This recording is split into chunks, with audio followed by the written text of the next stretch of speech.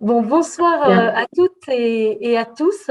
Merci d'avoir répondu à l'invitation d'Ensemble sur nos territoires. Donc, je vous accueille en compagnie de Vanessa Lobin qui co-anime avec moi ce groupe. On va vous expliquer un petit peu plus, mais assumer nos responsabilités planétaires.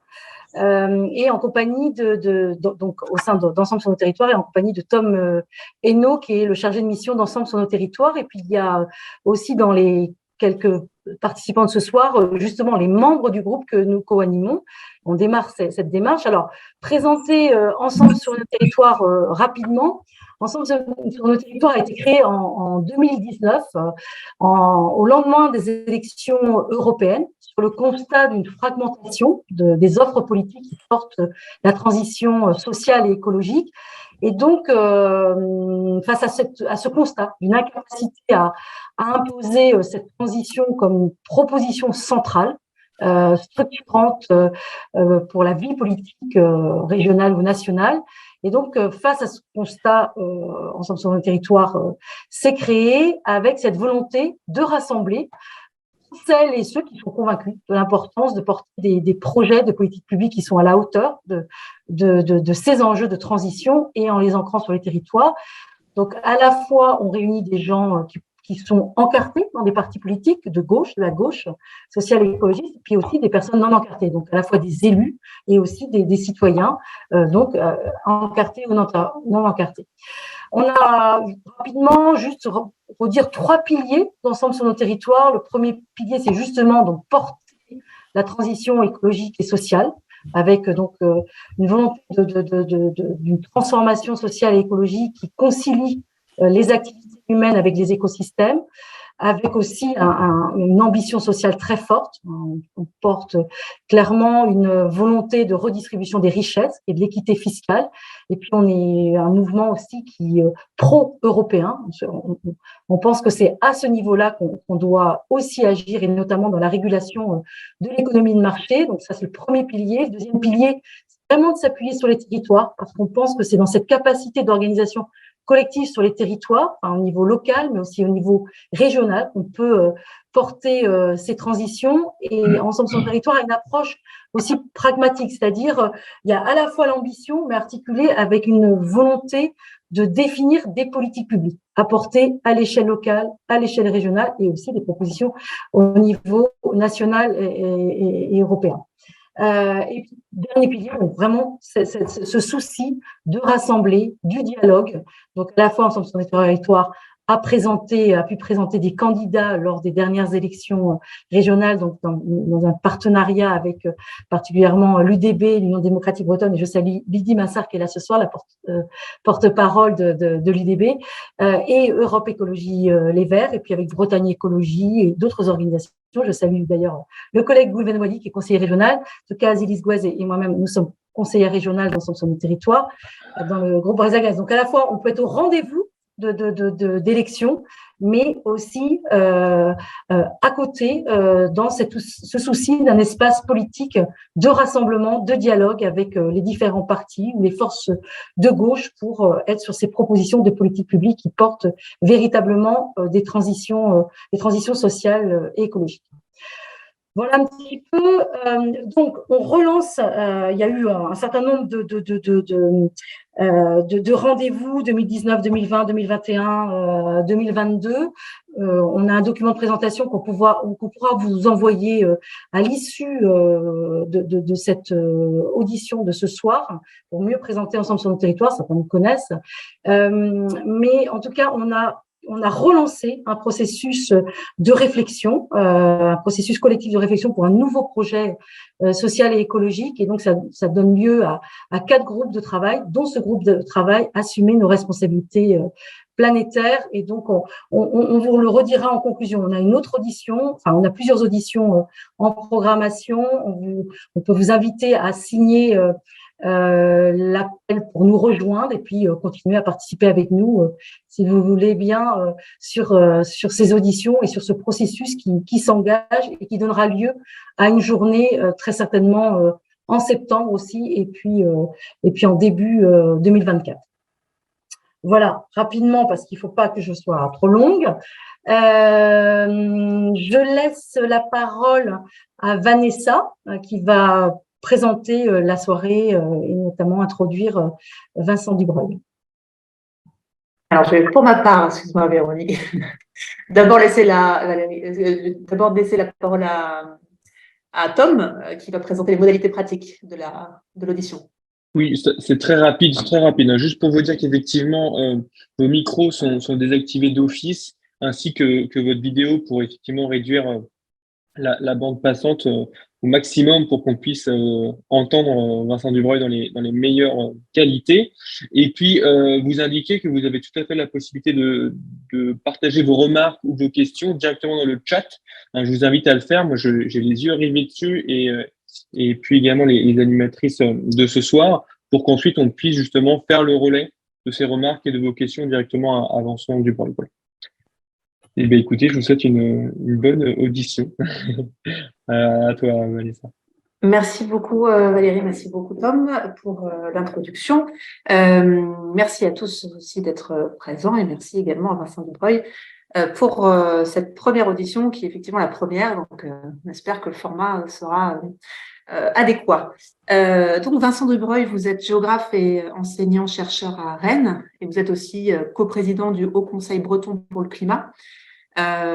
Vous êtes spécialiste de climatologie urbaine, de gestion des risques hydroclimatiques, notamment vis-à-vis de l'agriculture. Et vous êtes également membre de l'Observatoire des sciences de l'univers de Rennes et membre du conseil scientifique de l'Institut Écologie et Environnement du CNRS. Donc, le Haut Conseil breton pour le climat, même si j'imagine que vous allez revenir là-dessus, c'est une instance scientifique indépendante qui a été initiée par la région Bretagne en mai 2022. C'est une instance donc consultative qui est composée de 20 membres de diverses disciplines scientifiques.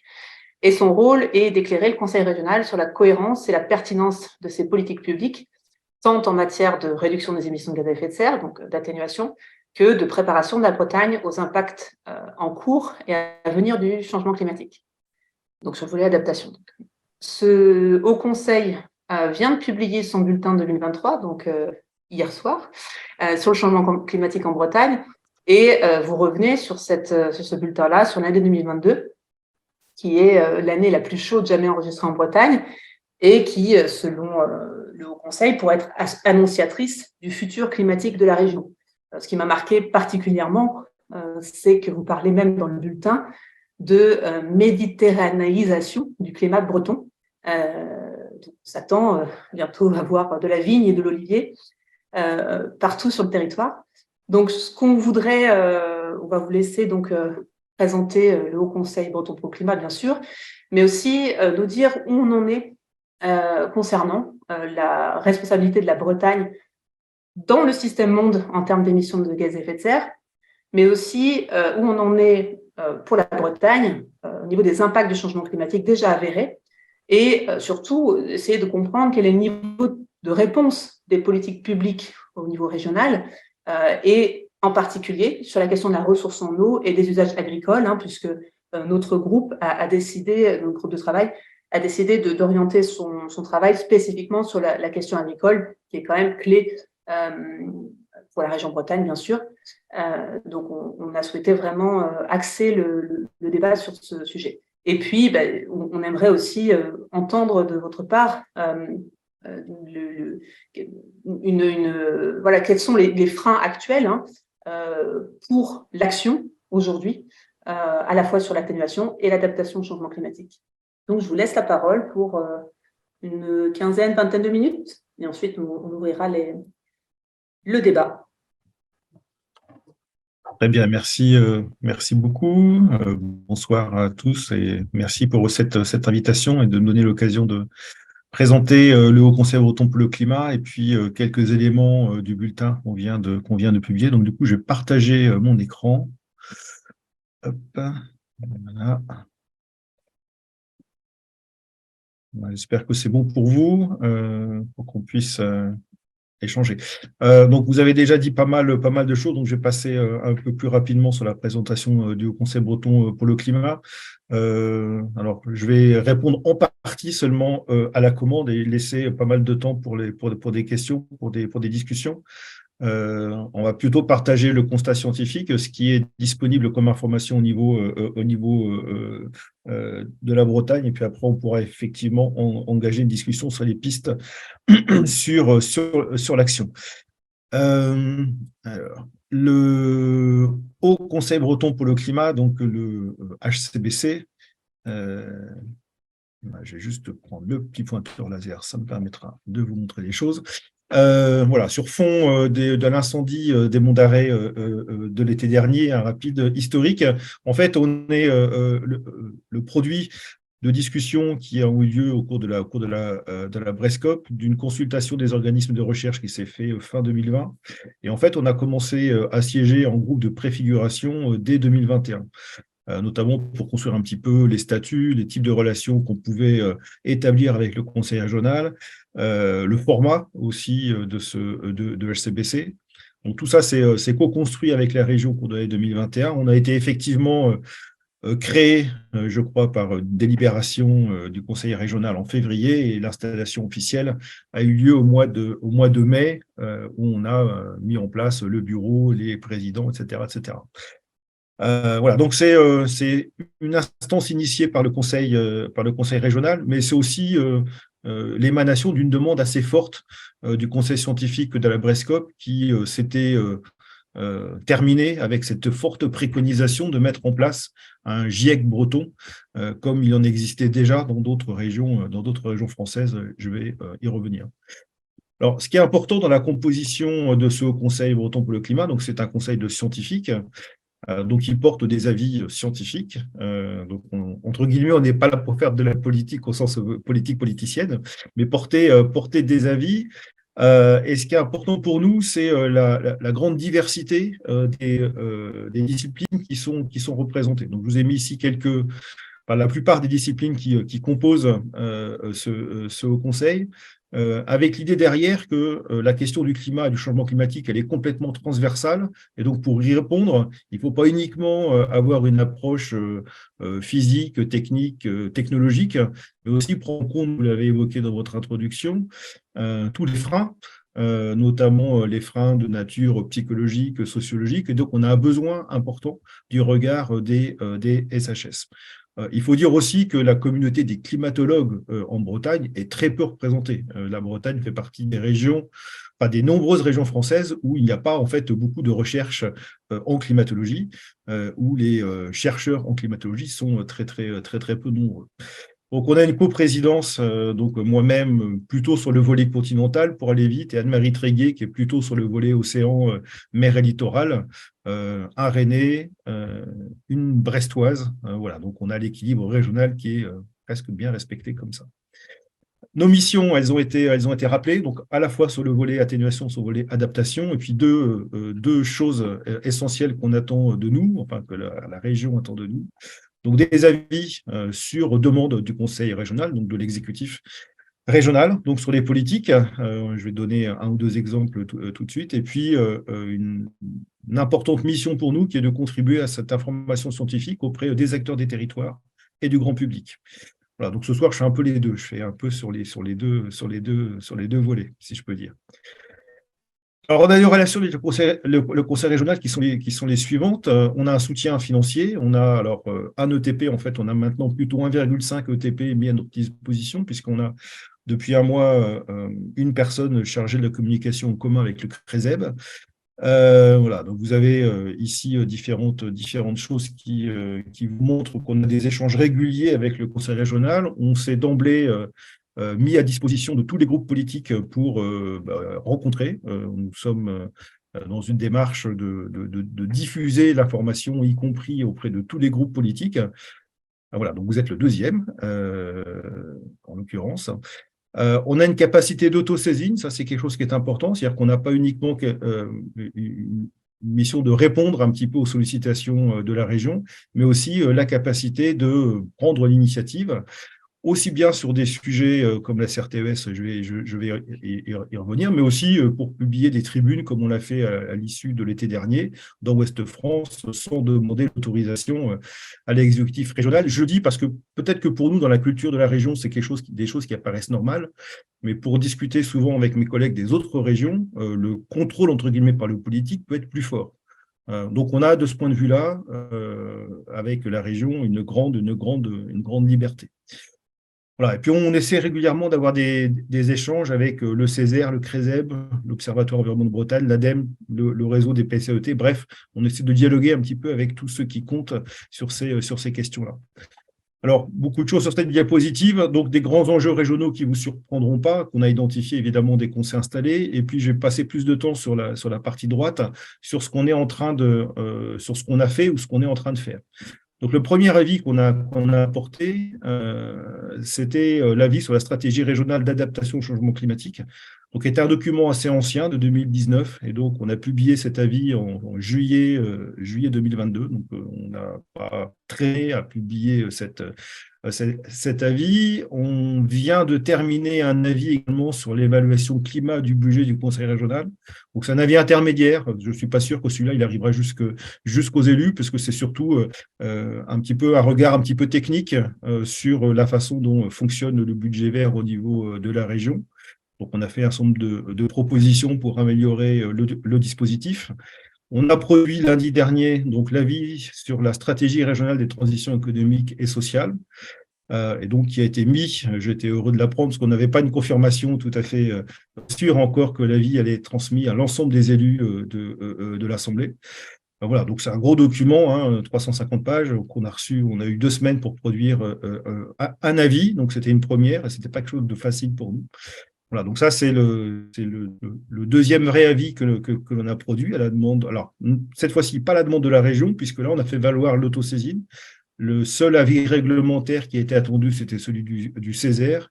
Et nous, on s'est porté volontaire pour dire, écoutez, les transitions économiques et sociales, ça concerne toutes les activités du HCBC.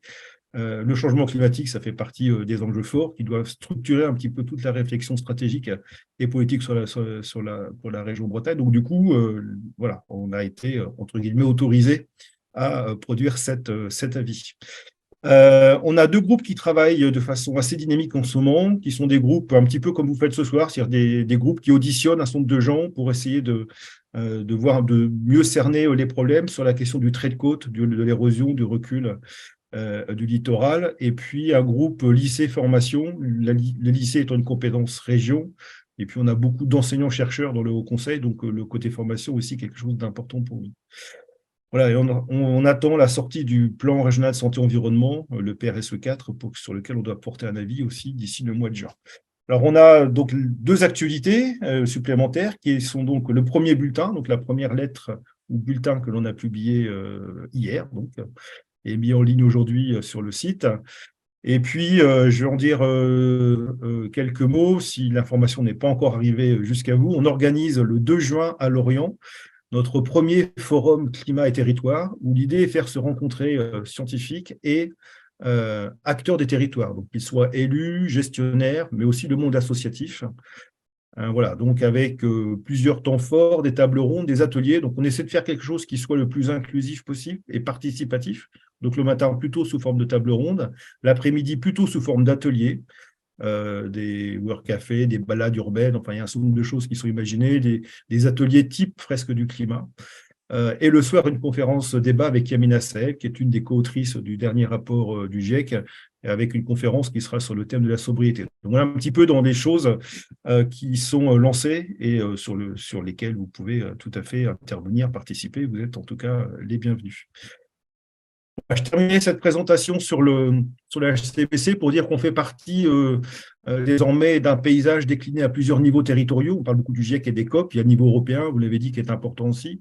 Au niveau national, on a le Haut Conseil pour le climat, l'ONER, etc. Et puis, dans les régions françaises, alors pas toutes, mais la plupart désormais sont dotées d'un GREC, comme on appelle ça, un groupe de recherche et d'expertise sur les changements climatiques, Donc, le premier, historiquement, c'est Acclimatera en Nouvelle-Aquitaine. Et puis, nous, on fait partie des petits derniers pour l'instant avec l'Île-de-France, mise en place tous les deux en 2022. Voilà un petit peu pour la présentation générale du Conseil breton sur le climat. Donc, maintenant, on va rentrer un petit peu dans le cœur du sujet de ce soir sur la question du changement climatique. Avec, en repartant un petit peu de l'été qu'on vient de connaître, marqué par des très fortes chaleurs, marqué par une sécheresse importante, par des crises à répétition avec la multiplication des arrêtés préfectoraux, et donc l'impression d'avoir vécu quelque chose d'historique. Donc, je vais y revenir sur le plan climatique tout de suite. Donc ça interroge, mais contrairement à ce qu'a dit notre président, c'est pas quelque chose qui surprend, qui nous a surpris, puisque ça fait plusieurs décennies maintenant que les climatologues alertent sur le fait que le climat change. Il change du fait des activités humaines et du fait essentiellement des émissions de gaz à effet de serre. Donc c'est quelque chose qui a clairement été établi depuis le premier rapport du GIEC en 1990 et qui, rapport après rapport, est affiné dans la compréhension qu'on a des mécanismes de réchauffement du climat. Et dont on voit ici rapidement sur ce graphique la part qu'on sait faire maintenant de façon assez claire entre, en gros, la part des activités humaines qui réchauffent le climat, mais aussi certaines activités humaines, comme les aérosols, notamment les aérosols sulfatés, qui ont un effet refroidissant sur le climat. Donc, tous ces mécanismes-là, on les connaît mieux et on a des modèles, du coup, qui sont en capacité non seulement de démontrer que c'est bien les activités humaines qui sont en cause, et de pouvoir se lancer dans des projections climatiques sur lesquelles on peut quand même avoir un fort degré de confiance sur l'évolution future du climat. Donc ça, c'est l'avant-dernière diapositive globale que je vais présenter avant de zoomer sur la région Bretagne. Au niveau global, mais c'est des choses que je reprendrai après sur le niveau régional et national, les émissions de gaz à effet de serre, elles sont liées un petit peu à l'ensemble des activités que vous avez rappelées ici. Les chiffres sont un petit peu anciens, mais en gros, les 50 gigatonnes d'équivalent CO2 qui sont balancés par l'humanité chaque année dans l'atmosphère. Et ce qui en résulte, donc la concentration de gaz à effet de serre, donc ici le CO2. Alors, il y a quelques points de vigilance quand même qu'il faut avoir quand on parle de ça. C'est d'une part le temps de résidence de ces gaz à effet de serre dans l'atmosphère, variable sur les gaz à effet de serre, et qui fait que c'est pas à partir du moment où on arrête d'émettre des gaz à effet de serre que le climat arrête de se réchauffer. Donc, il y a un décalage, 10, 20, 30 ans selon les modèles. On a vu avec l'épisode Covid qu'il était important de ne pas confondre les émissions et les concentrations, parce que ce n'est pas parce qu'on baisse les émissions de 5 ou 6%, comme on a connu en 2020 avec la crise Covid, que pour autant les concentrations diminuent. Elles n'ont même pas marqué un palier, elles ont continué à augmenter. Donc ça, c'est un enjeu important sur ce qui nous reste à faire en termes d'atténuation du changement climatique. Et puis, pour l'instant, on a été bien épargné d'un réchauffement plus important parce que l'essentiel de l'énergie qui rentre en plus dans le système, il est absorbé par les océans. Donc ça, c'est plutôt une bonne nouvelle et ça va continuer. Mais la mauvaise nouvelle, c'est que le CO2 qui passe dans les océans, il a pour conséquence d'acidifier les océans avec les conséquences que vous connaissez sur la biodiversité, sur les écosystèmes marins et notamment sur les coraux dans les mers tropicales. Alors, sur la Bretagne. Donc, la Bretagne n'est pas épargnée. Voilà, par exemple, sur Rennes, donc je ne vais pas multiplier les exemples. Donc, ça, c'est extrait du bulletin. Donc, voilà comment, depuis 1945, le climat à Rennes s'est réchauffé. Donc, le petit graphique en dents de scie vous montre la moyenne des températures chaque année à Rennes. Donc, il y a des années chaudes et des années froides. Et on voit comment est-ce que, depuis 1945, on a gagné un petit peu plus d'1 degré, 1,2 degré à peu près, si on fait des moyennes sur 30 ans, qui sont les chiffres que vous avez ici, jusqu'à 2021. 2022, on était ici, donc l'année la plus chaude, donc 13,7 degrés. Vous voyez, on est très nettement au-dessus de tout ce qu'on avait connu jusqu'à maintenant. Donc, on a une année exceptionnelle du point de vue de la température moyenne annuelle. Et donc ça, ce sont les observations. Et maintenant, je vais mettre dessus les projections. Donc ça, c'est ce que vous aurez dans le bulletin aussi. Donc, les projections en orange avec le scénario. Alors, je ne sais pas si vous êtes familier avec ce genre de choses, mais un scénario intermédiaire d'émissions de gaz à effet de serre, le 4,5, donc un petit peu au-dessus de la trajectoire, même qui est au-dessus de la trajectoire de l'accord de Paris. Et puis le scénario 8,5 est le scénario pessimiste pour aller vite, donc en gros le business as usual pour simplifier, avec la courbe rouge. Et donc ce que seraient les températures moyennes annuelles dans le futur à Rennes en fin de siècle. Ici, mon graphique s'arrête en 2100. Et vous voyez qu'on atteindrait, selon les scénarios, des valeurs comparables à celles qu'on a eues, celles qu'on observe actuellement entre Toulouse, Montpellier et Marseille. Il y a à peu près 1 degré d'écart à chaque fois entre ces différentes villes. Donc, ce qui nous projette dans un climat très différent, avec des températures moyennes comparables à ce qu'il y a dans le sud de la France. Alors, souvent, on me dit, c'est chouette, on aura à Rennes la température de Toulouse, Montpellier, Marseille, mais ça, c'est une température moyenne. Et quand on regarde ce qui se passe en réalité sur des phénomènes un petit peu plus extrêmes, alors je ne vais pas aller dans des choses très extrêmes, mais quand on regarde par exemple les jours chauds ou les jours de gel, donc ça va avoir des impacts directs, par exemple sur l'agriculture, on voit que le nombre de jours chauds a fortement augmenté, donc c'est la courbe rouge ici, vous voyez, on a gagné à peu près 30% de jours chauds en plus, donc un jour chaud c'est plus de 25 degrés de température maximale. 2019 et 2022, on est sur les records historiques, donc à peu près le double de ce qu'on a en moyenne, et le nombre de jours de gel qui a fortement diminué. Alors, le gel ne disparaît pas, mais on voit qu'il a fortement diminué. Ça aussi, on en reparlera, ça a aussi un impact fort sur l'agriculture. Des records absolus que vous connaissez, qui ont largement été diffusés dans la presse. Donc ça, c'est l'observation. Et si on regarde les projections, je ne vais pas multiplier les exemples, mais simplement ici, si je prends le scénario pessimiste 8.5, vous voyez que l'année 2022 qui nous a paru comme exceptionnelle, eh bien, en milieu de siècle, dans le scénario 8.5, ce sera dépassé une fois sur deux. Et en fin de siècle, dans le scénario 8.5, en fait, toutes les années seront supérieures à 2022. Donc, ce qu'on a résumé dans le bulletin en disant que dans le scénario intermédiaire, l'année 2022 sera une année banale dans le futur. Et dans le scénario pessimiste, l'année 2022 sera une année froide par rapport à ce que sera le climat dans le futur, puisque toutes les années auront des moyennes ou des fréquences de jours chauds supérieures à ce qu'on a connu en 2022. Donc, pour donner un peu une idée de ces impacts-là. Juste sans multiplier trop d'exemples, le réchauffement régional, il est encore amplifié en ville par le mécanisme d'îlot de chaleur. Et là aussi, on a pas mal d'éléments qui nous montrent comment, par exemple, les nuits tropicales, si je prends ici le graphique, donc en vert, vous avez le nombre de nuits tropicales mesurées dans la campagne rennaise, en gros, à l'aéroport de Saint-Jacques-de-la-Lande. Donc, on voit que ça se produisait quasiment jamais dans les années 50-60, il n'y a quasiment pas de vert sur le graphique.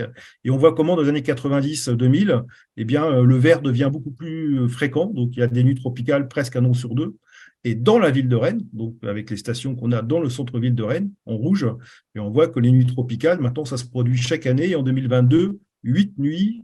Donc, une nuit tropicale, c'est quand on ne descend pas en dessous de 10 degrés, qui est un élément important qu'on peut mettre en relation avec la surmortalité liée aux vagues de chaleur. Les gens meurent plutôt la nuit que le jour. Enfin, je ne vais pas rentrer trop dans ces détails-là, mais on voit qu'on a une dose supplémentaire de réchauffement climatique en ville qui est assez importante. Alors, le changement climatique, ce n'est pas que la température, c'est aussi les précipitations. Alors, les projections sur les précipitations, en gros, depuis 50 ans, les précipitations en Bretagne, elles ont plutôt légèrement augmenté, mais avec une évolution contrastée selon les saisons. Et quand on regarde les projections, alors les modèles ne disent pas tout à fait la même chose. Là, il y a une plus grande diversité un petit peu de réponses des modèles. Donc, on a essayé dans un des projets qu'on a mené avec le CRESEP, de voir si on pouvait quand même avoir une sorte de convergence des modèles et des scénarios. Et ce qu'on a trouvé, c'est qu'en gros, quand on regarde donc, les graphiques de gauche, donc vous avez 3 stations qui ont été étudiées ici. En gros, l'hiver, la plupart des modèles et des scénarios montrent une augmentation des précipitations. Et quand on regarde en gros l'été au sens large, la plupart des modèles donnent soit une stagnation, soit une baisse des précipitations. Donc, ce qui se traduit souvent par un contraste saisonnier plus important, une concentration des épisodes pluvieux sur un nombre plus limité de jours, et ce qu'on caractérise souvent comme une méditerranisation du climat, c'est-à-dire en gros des étés plus secs, plus chauds, caractéristiques du domaine méditerranéen. Alors, tout ce que je viens de dire, on essaie de résumer avec un petit graphique que je vais vous expliquer ici, qui est dans le bulletin, et qui est une façon de représenter le climat selon 2 axes. Vous avez ici l'axe horizontal, qui est l'axe des températures. Donc, en gros, plus on est à gauche, plus il fait froid, plus on est à droite, plus il fait chaud, sans connotation politique, bien sûr. Voilà, donc vous avez ici cet axe des températures, donc froid à gauche, chaud à droite, et puis verticalement les précipitations. Et donc, chacun des points ici représente les étés de Brest, et donc chaque point bleu représente une année. Donc, vous avez ici la plupart des années à Brest où on caractérise un été plutôt frais et humide, Je pense que je ne vous apprendrai rien. En tout cas, c'est la façon dont le climat s'est comporté. Puis on a parfois des étés un petit peu plus froids et secs, et puis parfois, comme en 1976, des étés qui tirent un peu plus sur le chaud et sec. Donc chacun des points bleus correspond à un été mesuré à Brest depuis 1950. 2022, on était ici. Donc, on voit que 2022, on est complètement en bas à droite de cette distribution et on est clairement dans le cadran chaud et sec. Donc, voilà comment se situe 2022 par rapport à tout ce qu'on a connu. Donc, net un peu plus sec que 1976 et surtout beaucoup plus chaud. Donc, ça, c'était les observations. Et maintenant, je vais représenter par des points orange les projections climatiques. Voilà ce que seront les étés futurs à Brest. Et on voit que le modèle qu'on utilise ici, donc sur un scénario plutôt pessimiste, eh bien, il nous met toujours quelques petits points orange. Là. Il y aura toujours quelques étés brestois qui sont comparables à ce qu'on a connu jusqu'à maintenant, mais beaucoup moins. On en aura quelques-uns qui seront plutôt chauds humides, des choses qui sont arrivées assez rarement jusqu'à maintenant à Brest. On en aura davantage. Et puis surtout, vous avez tout ici de nombre de points orange qui sont clairement dans le cadran chaud et sec. Donc, on voit qu'on glisse progressivement d'été frais et humide, en bleu ce qu'on a connu, vers des étés de plus en plus chauds et secs au fur et à mesure qu'on va ici vers les points orange en bas à droite. Donc ça, c'est ce que nous disent les modèles, ce qui renvoie à l'idée de méditerranéisation dont je parlais précédemment. Donc le constat climatique avant d'arriver, si ce n'est aux solutions en tout cas à des pistes d'action. Donc le résumé, c'est une nécessité d'agir vite et fort au niveau de l'atténuation des émissions de gaz à effet de serre pour éviter ce vers quoi on se dirige tout droit si on ne change rien, c'est-à-dire un scénario extrêmement problématique en termes de futur climatique, des fréquences accrues d'épisodes chauds et d'épisodes très chauds, des vagues de chaleur plus fréquentes, un déficit des précipitations qui s'accuse l'été. Donc, ce n'est pas forcément qu'il pleuvra beaucoup moins, mais comme il fera beaucoup plus chaud, la demande en eau, notamment pour les plantes et pour les cultures, sera beaucoup plus importante. Donc, le déficit en eau va continuer à se creuser. Et certains modèles donnent d'ailleurs des scénarios encore plus pessimistes que je vous ai présentés ici. C'est plutôt des choses un peu moyennes que je vous ai présentées, sauf sur le dernier graphique où j'avais pris volontairement le scénario le plus pessimiste. Et donc, on voit que finalement, l'ensemble des secteurs économiques et de nos modes de vie vont devoir changer pour limiter les émissions et aussi pour s'adapter à un climat différent. Donc, c'est un peu ce sur quoi on essaie de travailler au niveau du HCBC. Et donc, du coup, on peut regarder plus précisément les chiffres que vous connaissez, qui sont extraits du Haut Conseil breton pour le climat, dont certains ont été mis à jour par l'Observatoire de l'environnement en Bretagne, plus spécifiquement avec des chiffres plus spécifiques à la région Bretagne.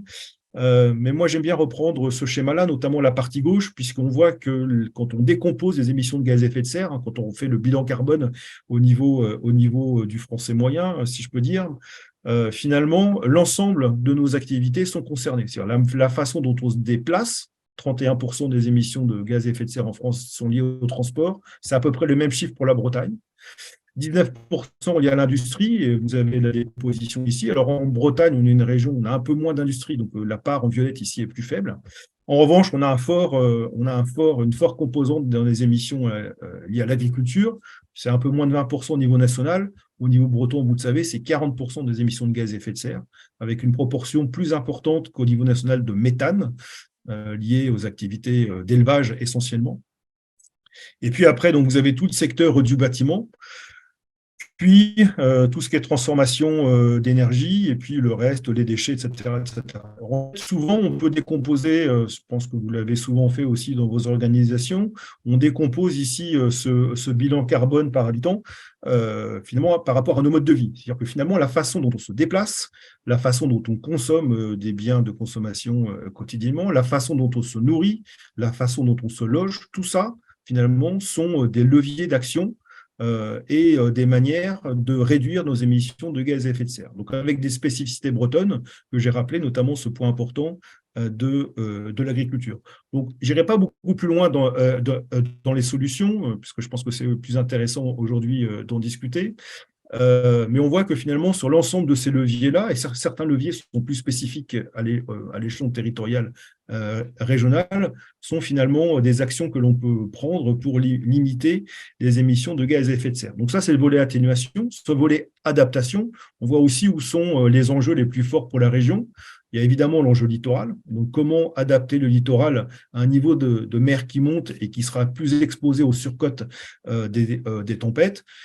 Pour que ce soit clair pour tout le monde, en gros, aujourd'hui, les très forts coefficients de marée avec des niveaux de la mer très élevés qu'on a lors des marées d'équinoxe, qu'on dit, ça se produit 3 à 4 fois par an.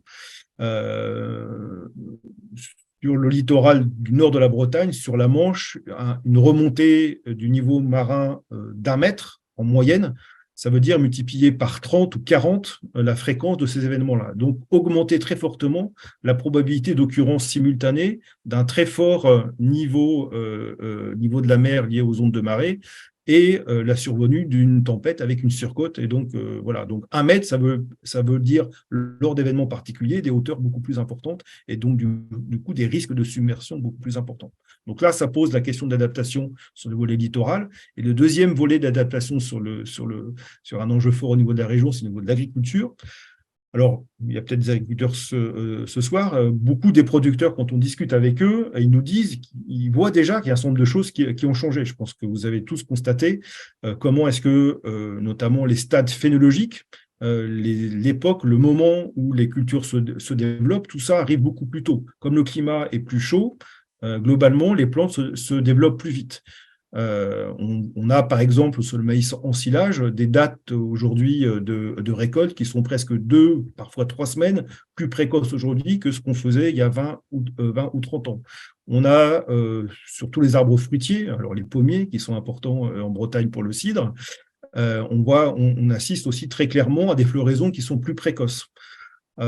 Donc ça, on pourrait se dire que c'est intéressant. On a de l'herbe qui pousse plus vite à condition qu'il y ait de l'eau.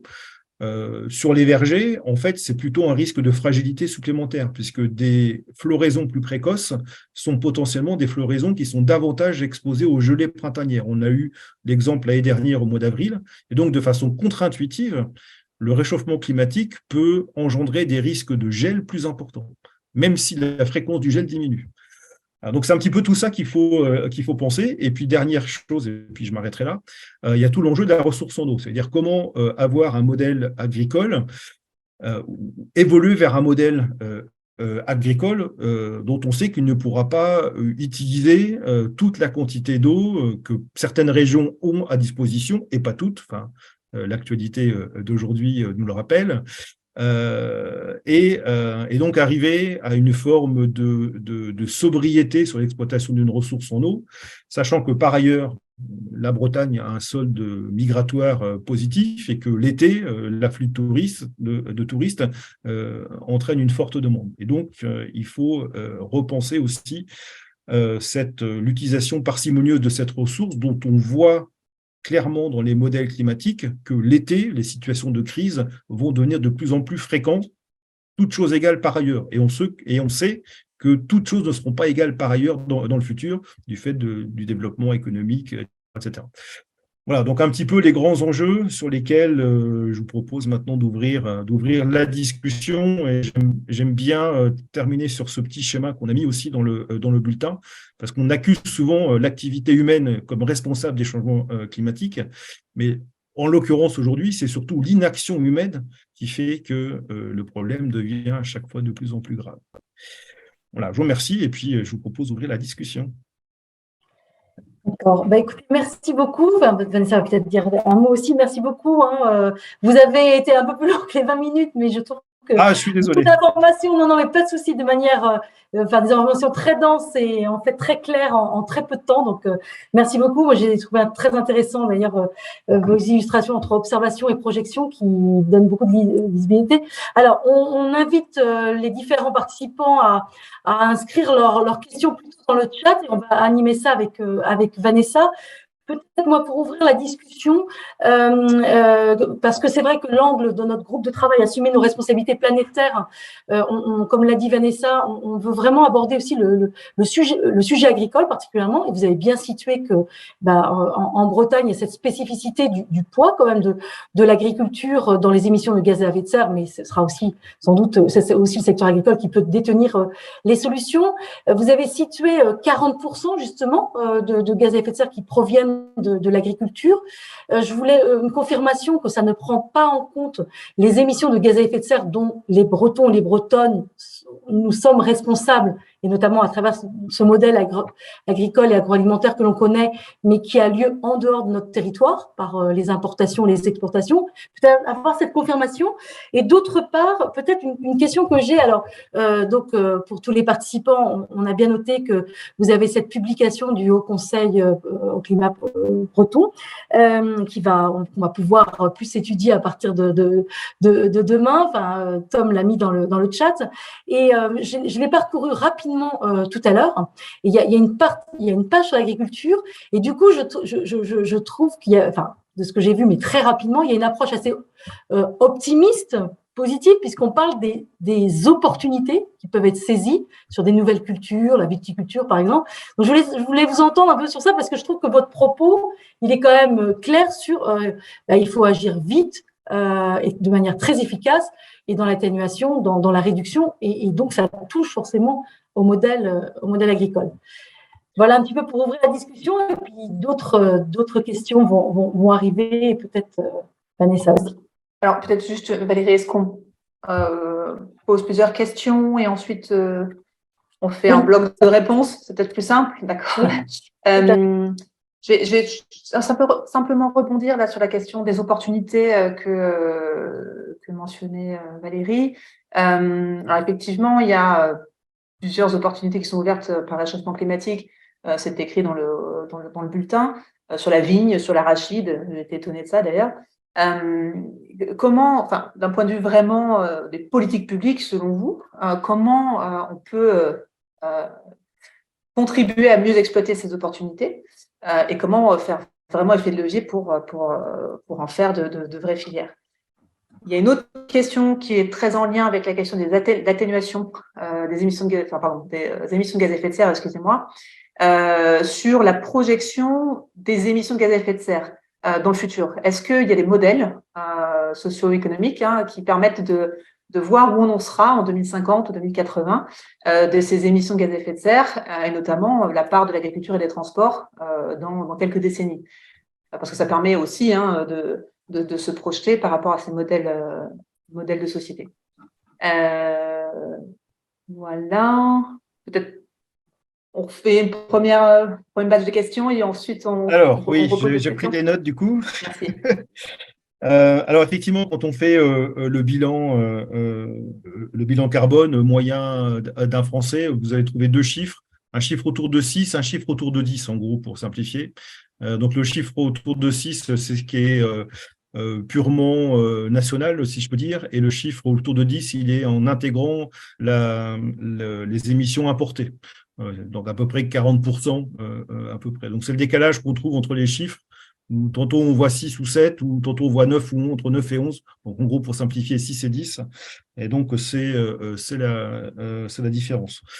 Sur l'agriculture, alors oui, on voulait, en fait, quand on a compilé un petit peu toutes les infos qu'on avait eues sur l'agriculture 2022, le tableau était quand même assez noir, c'est-à-dire qu'il y avait quand même beaucoup de productions qui avaient souffert.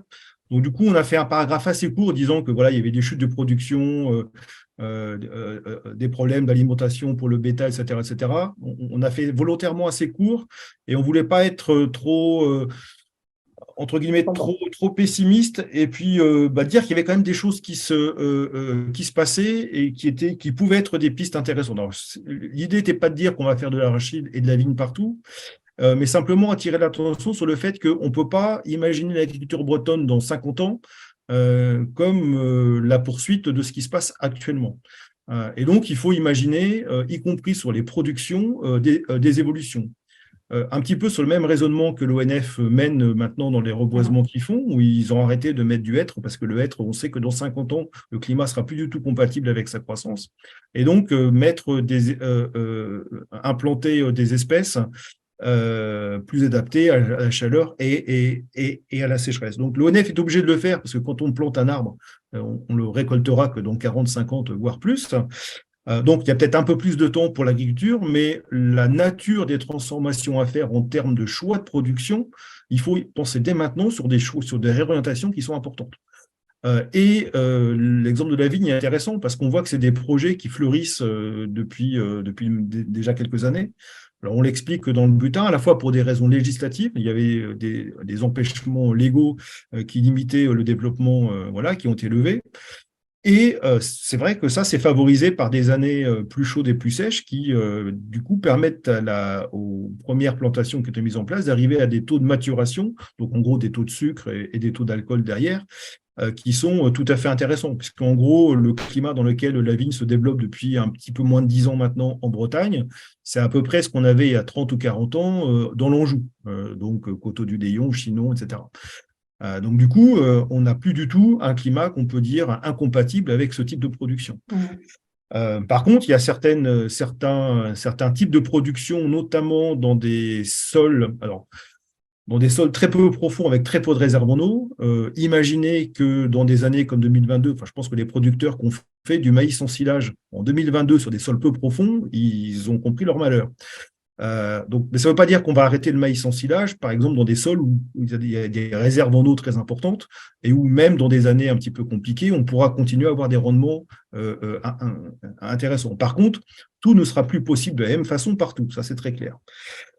Et puis, un dernier point qu'on voulait aussi mettre en évidence, alors on ne l'a pas écrit comme ça, parce qu'on ne voulait pas être non plus trop provocateur, mais je pense que ce soir, devant vous, je peux le dire, c'est que c'est clair qu'on a besoin d'un nouveau modèle agricole et donc toutes les solutions plus agroécologiques. Donc, on l'a mis dans le bulletin en disant comment, par exemple, les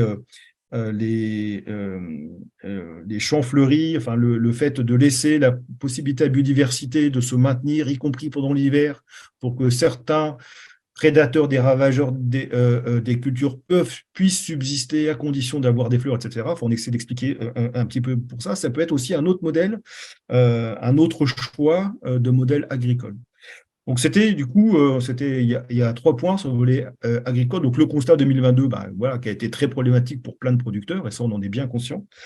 Les nouvelles opportunités avec donc la nécessité de penser dans le futur à quelque chose qui soit un peu différent en termes de production, et puis des pratiques un petit peu différentes aussi. Et il y a un point qu'on n'a pas développé, mais qu'on dit souvent aussi quand on nous pose ce genre de questions, c'est aussi la nécessité d'imaginer des exploitations plus résilientes, c'est-à-dire la plupart des exploitations seront confrontées de toute façon à des aléas climatiques sûrement plus intenses et plus fréquents. Vagues de chaleur, donc échaudage sur les blés, sur les céréales, etc. Et donc la nécessité de penser, y compris au niveau des exploitations, à des systèmes plus diversifiés. Et donc avec la possibilité d'avoir certaines années des chutes sur une production, mais éventuellement compensées par des meilleures productions sur d'autres. Donc, favoriser un système qui soit plus résilient ou une diversité culturelle plus grande, en fait, qu'on n'ait pas un seul modèle et qui soit juste élevage en silage, pour aller très vite, et des choses un petit peu plus diversifiées. Alors, quand je dis ça, c'est à la fois très simple à dire et pas facile à faire, parce que ça suppose des compétences, un accompagnement technique en termes de filière.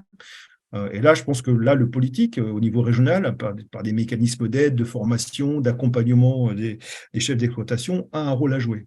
Voilà, donc il y a toute une série de leviers comme ça qu'on peut imaginer et qui sont importants à réfléchir. Alors, il y avait une dernière question, je m'excuse, je prends un petit peu de temps, mais j'ai noté toutes les questions. Alors, sur les trajectoires d'émissions de gaz à effet de serre, en fait, il y a deux choses. Il y a les trajectoires qu'on utilise pour les modèles climatiques, donc qui sont dans le 5e rapport du GIEC, ce qu'on appelait les RCP, donc ce que j'ai utilisé là, les 4.5, les 8.5, ce qu'on appelle dans le 6e rapport du GIEC les SSP, mais enfin en gros c'est la même chose. Donc il y a 4 ou 5 grands scénarios qui sont en fait uniquement des trajectoires d'émissions de gaz à effet de serre, et au bout du compte, on regarde quel forçage ça fait sur l'atmosphère.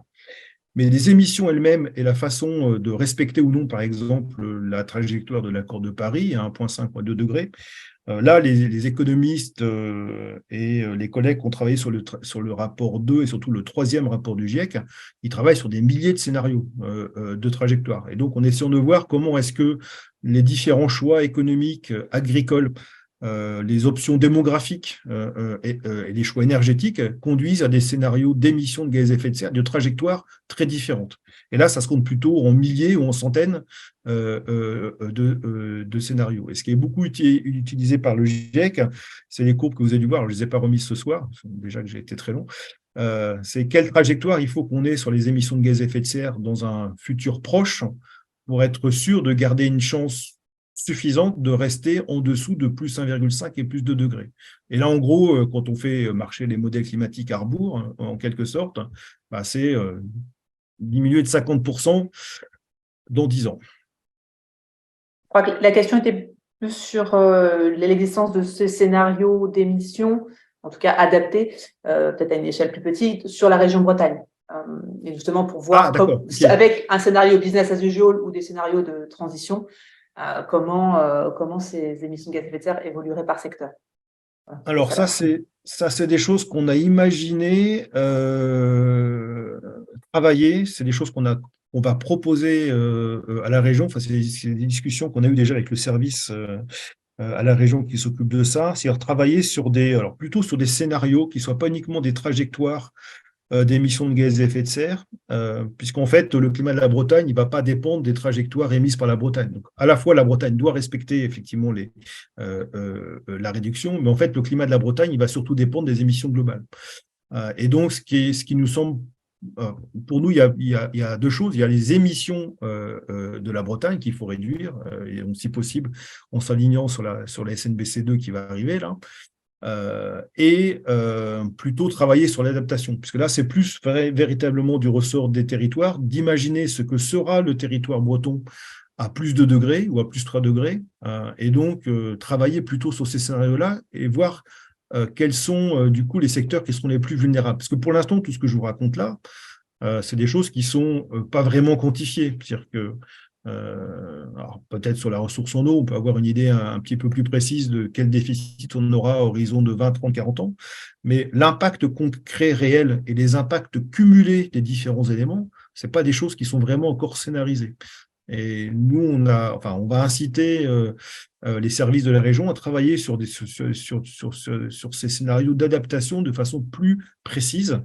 Vous avez peut-être suivi ce qui avait été fait dans le cadre de la démarche Brésine, où il y avait des projections comme ça qui avaient été faites, mais qui n'étaient pas vraiment scénarisées. C'est-à-dire qu'on dit qu'il faut être moins vulnérable, mais on n'a pas vraiment quantifié le niveau de vulnérabilité, ni actuel, ni futur. Et donc, du coup, les politiques d'adaptation, elles se heurtent un petit peu à un mur de non-connaissance. Et ça fait partie des choses qu'on voudrait lever avec les services de la région. Alors, ça ne répond pas directement à votre question sur les politiques, mais du coup, imaginer des politiques, ça suppose d'avoir un diagnostic préalable suffisamment construit. Et pour l'instant, ce diagnostic-là, il n'existe pas vraiment. D'accord. Peut-être, alors, pour revenir à des questions qui ont été posées dans le chat, on va, si vous voulez bien, je dis ça aux participants, parce qu'il y a des questions sur les mobilités, on va rester plutôt anglais sur l'agriculture, c'est un peu plus le thème du groupe de travail. Vous avez vous avez donné différents leviers, sur le fait quand même de penser différemment les modes de production, d'avoir de la biodiversité ou végétale, des systèmes très différenciés, de pratiques différentes. Et du coup, il y a une question sur est-ce que du coup, dans vos travaux au niveau de la Bretagne, vous distinguez entre les différentes sortes d'élevage, entre le hors-sol et puis l'élevage en système herbagé. Ce sont des animaux, c'est du méthane, mais c'est du système herbagé. Est-ce que là, il y a des travaux et du coup, est-ce que vous prenez en compte la fonction des prairies, du bocage, du point de vue d'une atténuation du réchauffement climatique, ou alors est-ce que c'est anecdotique, c'est pas une bonne idée ou une idée fausse? Et d'autre part, il y a la question de, si on prend, je la traduis un peu comme ça, si on prend les bonnes décisions, hein, dans quel délai on peut inverser la tendance actuelle? Est-ce qu'il y a une recherche sur ça? Et puis, il y a, je crois, le commentaire, c'est plus un commentaire sur le Congrès national de la FNSEA qui vient d'élire à sa tête voilà, plutôt un représentant de l'agro-business. Et est-ce que ça risque pas de freiner la mutation de l'agriculture française? En tout cas, est-ce que là, c'est pas quel est votre regard un peu sur peut-être les freins actuellement, alors qu'on a besoin d'avancer, l'observation peut-être des freins aujourd'hui? Alors, comme je l'ai dit d'emblée, on est écrit en 2022 et en fait, on est en train de mettre en place un groupe de travail sur l'agriculture. Donc, du coup, je vais vous décevoir dans mes réponses parce que on a bien identifié que c'était voilà, que c'était un enjeu fort. Donc, je ne vais pas vous dire qu'on n'a rien fait, mais en fait, on a plutôt fait des choses individuellement les uns les autres dans nos champs de recherche respectifs.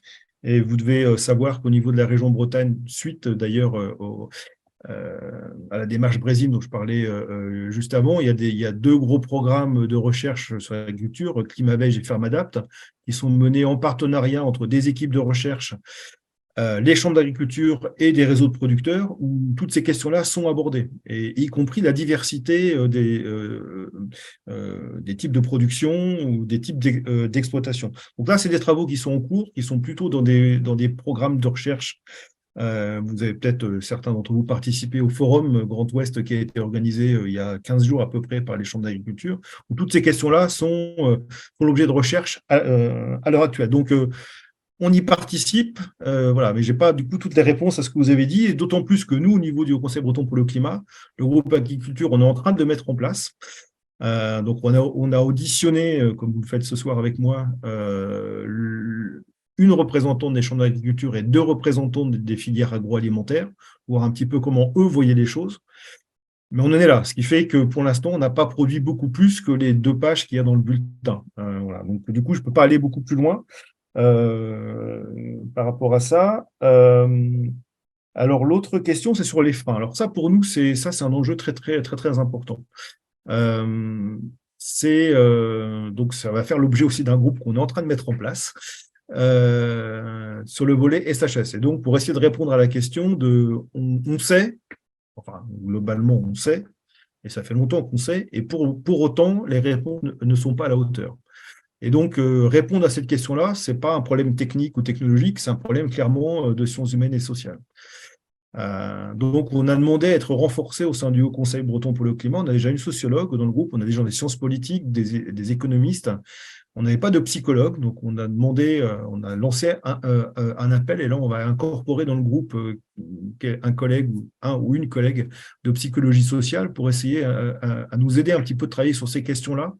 Alors, on sait qu'il y a un certain nombre de freins qui sont déjà clairement identifiés au niveau national et au niveau global. Le premier frein auquel on pense spontanément, c'est les lobbies, en gros tous ceux qui ont intérêt à ce qu'on ne change rien et qu'on continue comme si de rien n'était.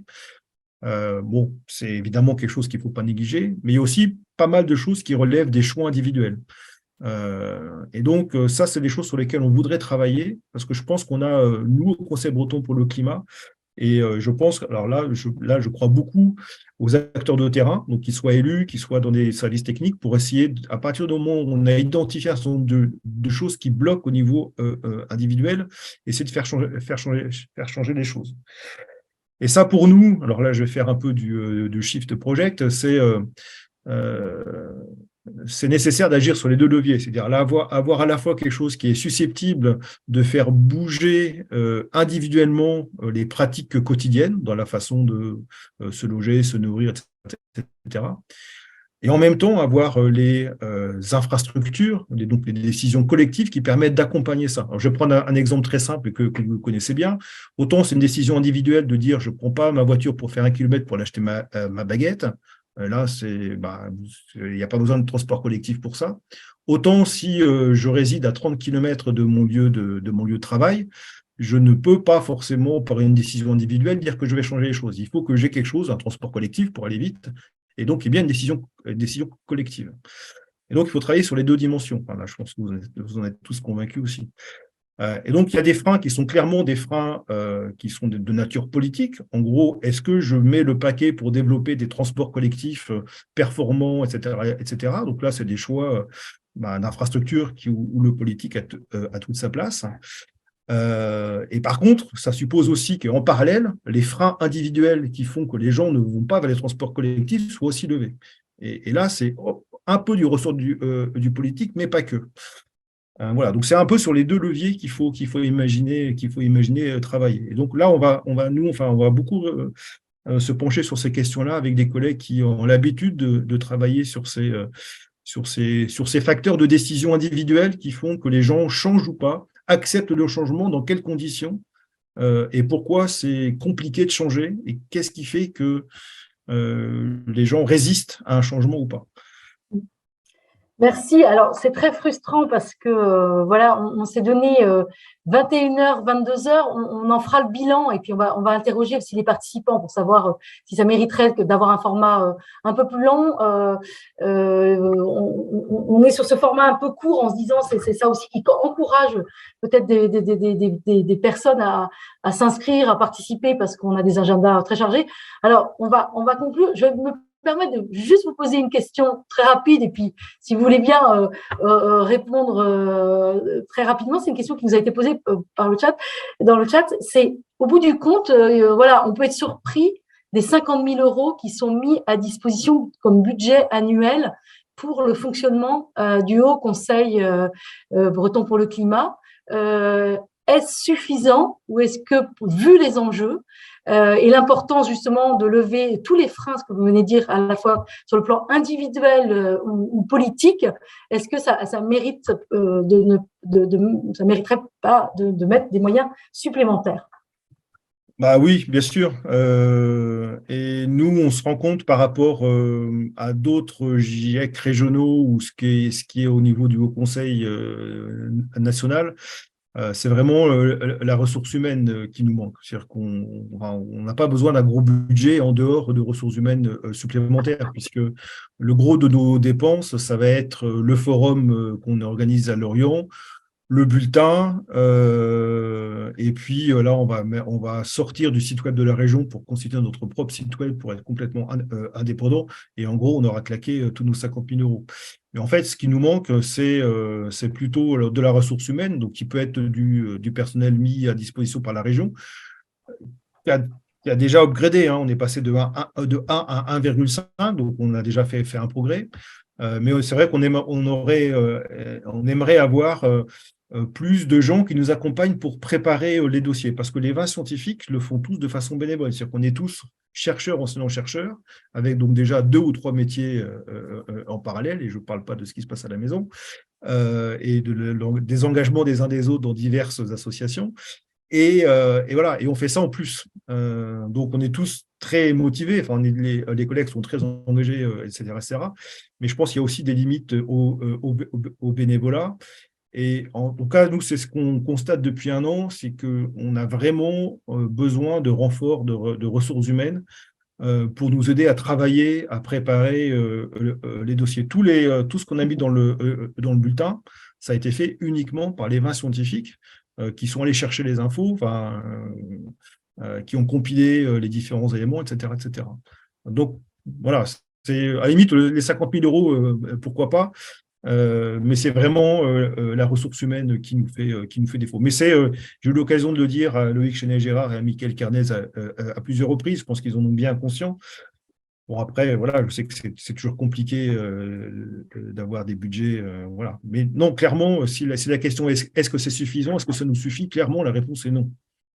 Bien sûr. Bah, écoutez, merci beaucoup. C'est très court, c'est assez frustrant, mais voilà, ce qu'on a en tête, Vanessa vient de me l'écrire en correspondant entre nous deux, c'est qu'on on va rassembler, on consigne bien toutes les questions que vous avez posées, que c'est qu'un début d'un processus, qu'on a d'autres auditions, on a, je vous l'ai dit, une journée qui va nous réunir, et d'ailleurs, je vous ai déjà invité, Monsieur Dubreuil, ce sera soit en juin, soit fois en septembre où on invitera les personnes qu'on a auditionnées là sur un temps plus long, au moins d'une après-midi, de table ronde et d'échanges pour qu'on se voit physiquement et qu'on ait le temps d'approfondir. Mais en tout cas, on garde bien toutes les questions et vous annoncer, donc c'est ce qui s'affiche sur l'écran, c'est que notre prochaine audition de ce groupe de travail assumer nos responsabilités planétaires pour la région Bretagne et donc axée quand même plus particulièrement sur la transformation du modèle agricole breton. On auditionnera donc Véronique Lucas, qui est sociologue à l'INRAE, à Rennes, et sur les conditions à réunir. Voilà, on abordera de nouveau la question des freins et des leviers pour la transition et particulièrement la transformation du modèle agricole breton. Dans ce groupe aussi, on pense auditionner Dominique Potier, il faut caler la date, donc député parlementaire qui travaille particulièrement sur la question foncière, parce que là aussi c'est un enjeu. Si on veut aller vers des pratiques agroécologiques de transformation, eh bien il faut vraiment s'emparer du sujet du foncier. Voilà, il y avait une question dans le chat qui a à voir beaucoup à un des principes importants aussi pour ensemble sur nos territoires et qu'on partage avec l'UDB et dans notre groupe politique Bresse-Aglaise au Conseil régional, c'est la question de l'autonomie des territoires et la question de la subsidiarité. Je ne l'ai plus, mais en tout cas, je la garde. Il y avait cette question pour accompagner ce changement. Quelle attitude avons-nous, considérant le principe de subsidiarité, pour mettre en place localement des mesures drastiques? Donc ça, c'est vrai qu'il y a un vaste champ et ça me permet de dire qu'il y a d'autres groupes de travail qui explorent d'autres sujets, dont le groupe Décider en Bretagne, qui est co-animé par la collègue Azilise Bouez, avec cette question aussi de quelle réforme institutionnelle dont nous avons besoin si nous voulons porter les transitions. Merci beaucoup à Vincent Dubreuil. Juste, allez-y. C'est important aussi pour nous, HCBC, de voir comment les échanges qu'on peut avoir ce soir, le regard que vous portez aussi par rapport aux documents qu'on produit, comme l'avis SRTES. Nous, on a un échange avec l'exécutif, on rencontre Michael Carnez, Luc Chénier et Gérard. Eux nous font leur retour à eux en tant qu'exécutif, mais je pense que c'est aussi important pour nous de voir comment l'ensemble des groupes qui composent l'Assemblée reçoivent les documents. Y compris les points de désaccord. Enfin, c'est pas juste pour nous envoyer des fleurs. L'idée, c'est de co-construire avec l'ensemble des élus, entre guillemets, un futur meilleur. Et donc, y compris sur les choses qu'on peut produire, votre retour, pour nous, il est important aussi. Donc, n'hésitez pas, surtout. Entendu. Écoutez, je ne sais pas si, Vanessa, tu veux rajouter un mot ou Tom. Merci beaucoup et donc on vous invite à continuer tous ces travaux de réflexion et notamment à se retrouver le 18 avril pour la prochaine édition et on reviendra vers vous en effet, Vincent Dubreuil, pour vous faire des retours sur la production qu'on peut avoir et puis vous inviter pour qu'on continue le dialogue, c'est tout à fait entendu et c'est souhaité de notre côté aussi. Merci. Merci beaucoup. Merci beaucoup. Merci beaucoup. Merci. Proposer Bonne à soirée. un membre du groupe.